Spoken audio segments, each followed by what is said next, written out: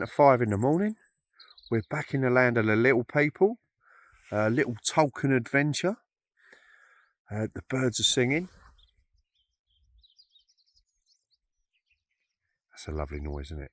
I've got to get a move on because I'm going up there. I've got to get up there for sunrise. Apparently last night there was a big cloud explosion, some sort of gas explosion off the sun, and there was the northern lights were quite apparent, but I don't know what all the fuss is about because I never saw them. But it was Friday night, so maybe the sun went out for a Ruby Murray the night before or something like that. But lovely location. Obviously, this is the land of the hobbits. The interesting thing about all this work is, like, you're never 100% sure most of the time whether it's, you know, whether it is definitely the location or not. Having said that, with all the research that I've done over the last 10 years, and one of my dear friends wrote a paper that was accepted by the Tolkien estate based on the place that I'm visiting this morning. So Tolkien did come here as a child, and spent many visits in this region. So once I get up the top, I'll introduce you to the area and show you what a lovely place it is.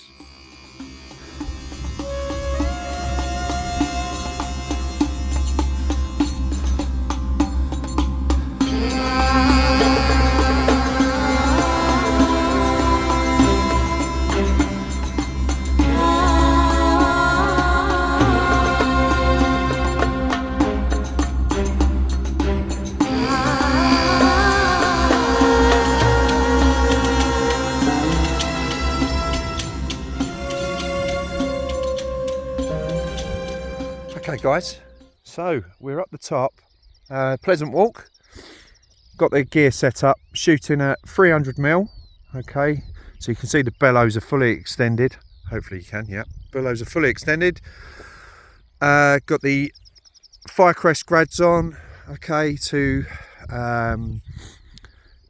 give a good exposure throughout, so it retains the detail of the sky. Obviously the light's changing all the time. It's very hazy conditions, but I'm shooting on a different film to what a lot of photographers may be not shooting on.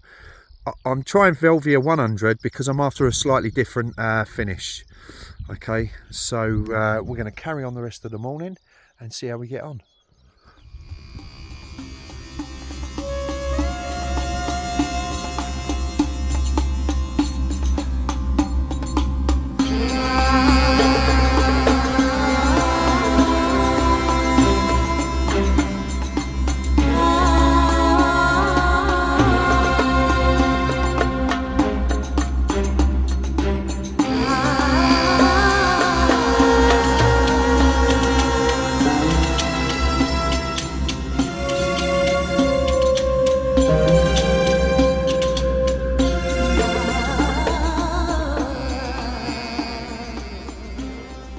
So we're at the second location for the morning.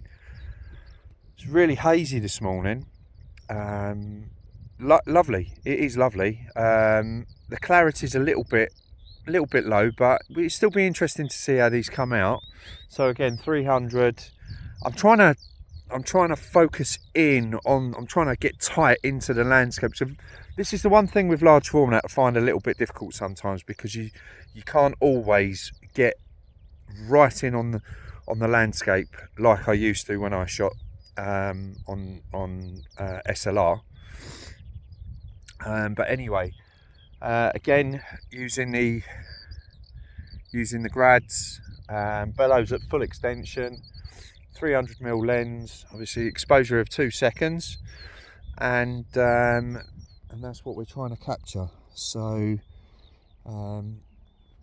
very red out there this morning, and again it'll be interesting to see what I get back with the slide film.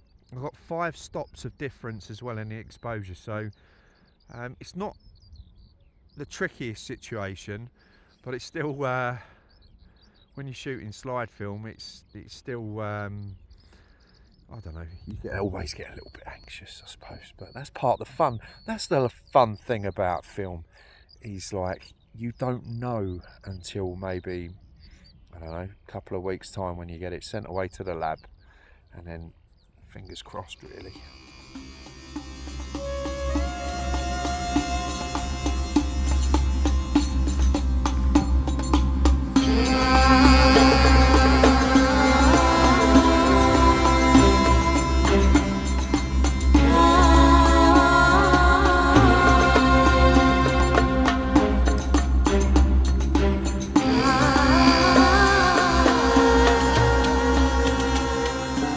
So we're done with this morning's shoot. Sun's up, really hazy, really enjoyable morning. See how they come out, I suppose. Yeah, hope you enjoyed it. As I say, this is a project I've been working on for a number of years now, so it's really nice when you can go to like the Alps, and you really get a feel for how these different locations really inspired Tolkien's writings, but also, you know, his life journey as well.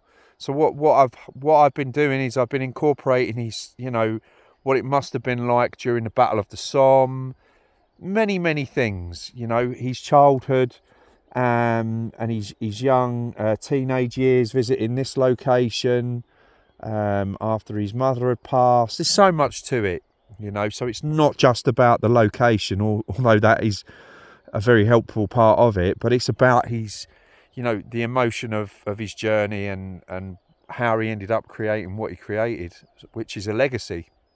So from me, from the 4x5 or the 5x4, and from the Shire and the cuckoo, second one I've heard now this week, have a lovely day.